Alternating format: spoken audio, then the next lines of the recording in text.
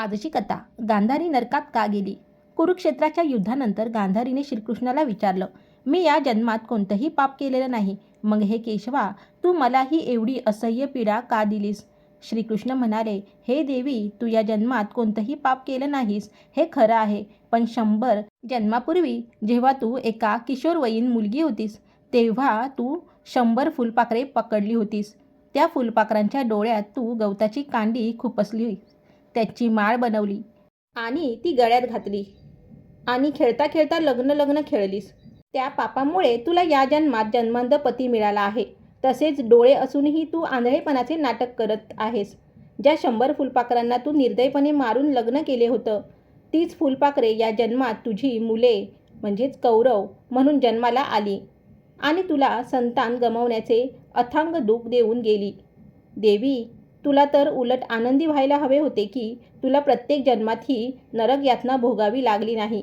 श्रीकृष्णाचे हे बोलणे ऐकून गांधारी थक्क झाली की 100 जन्मापूर्वीच्या पापाची शिक्षा तिला या जन्मात मिळाली. श्रीकृष्ण पुढे म्हणाले, तुझ्या या कर्मानुसार जेव्हा तुमचे चांगले कर्म संपतात तेव्हा तुम्हाला तुमच्या वाईट कर्माची शिक्षा मिळते. जसे तुमचे पुण्य संपते तसे पापाचे फळ भोगावेच लागते. हे सर्व ऐकून धृतराष्ट्राने विचारले, मी असं कोणतं पाप केलं होतं ज्यासाठी तुम्ही मला आंधळं केलं आणि माझ्या 100 वीरपुत्रांना इतक्या निर्दयीपणे मारून टाकलं?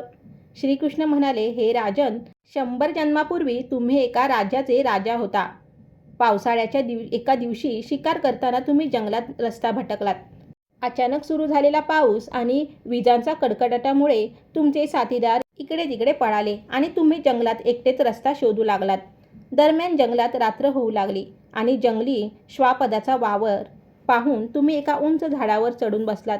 त्या झाडावर पक्ष्यांचा एका जोडप्याचे घरटे होते. त्या पक्ष्यांनी तुम्हाला ओळखले. नराने आपल्या मादीला सांगितले की राजा आपल्याकडे पाहुणा म्हणून आला आहे. तो या वादळी रात्री थंडीने कापतोय आणि पावसाने भिजला आहे. मी आग पेटवतो.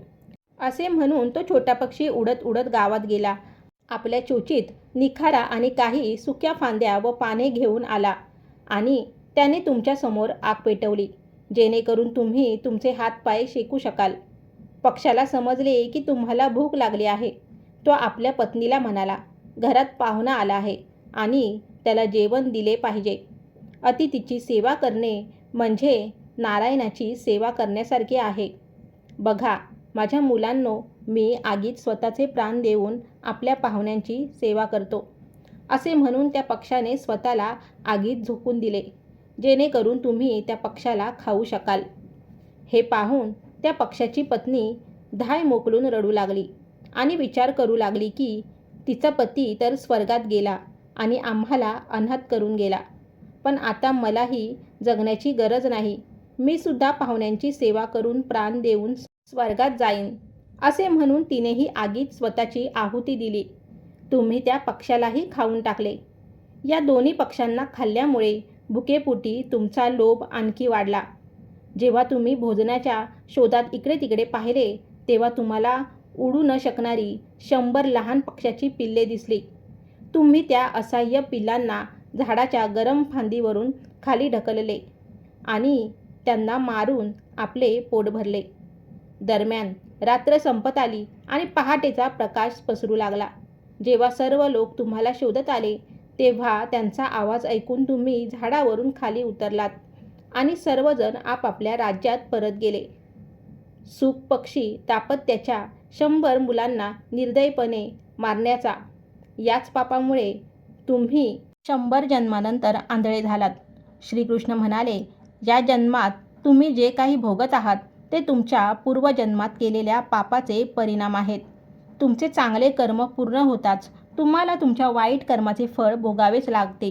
मित्रांनो, वर लिहिलेले शब्द मला तेव्हा आठवले जेव्हा आज मला समजले की स्मॉल फार्मर्स फाउंडेशनचे मॅनेजर हसनूर रहमान नयन यांच्या पत्नी निशी रहमान यांनी पाबनामधील ईश्वरदी येथे एका तलावात 8 कुत्र्यांच्या पिल्लांना फेकून मारून टाकले. ती पिल्ले रडत होती. मला असे वाटते की तिनेही खूप मोठे पाप केले आहे, खूप मोठे पाप. तिला याची शिक्षा नक्कीच मिळेल. म्हणून मी म्हणते, पापापासून दूर राहा. शक्य असेल तर कोणाला मदत करा.